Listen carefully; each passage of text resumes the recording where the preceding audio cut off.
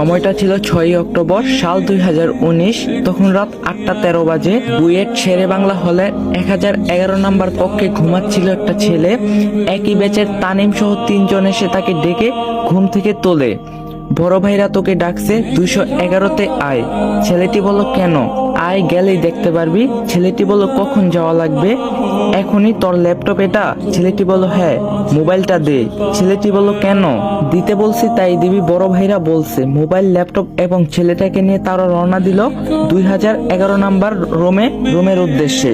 এই ছেলেটা কোনো সাধারণ ছেলে ছিল না। বুয়েটের ই বিভাগের 2018 সালে ভর্তি হওয়া এই ছেলের নাম আবরার ফাহাদ রাব্বি। অসাধারণ মেধাবী এই ছেলে। দাবি ক ইউনিটে ভর্তি পরীক্ষায় 13তম হয়েছিল। চান্স পেয়েছিল ঢাকা মেডিকেলেও।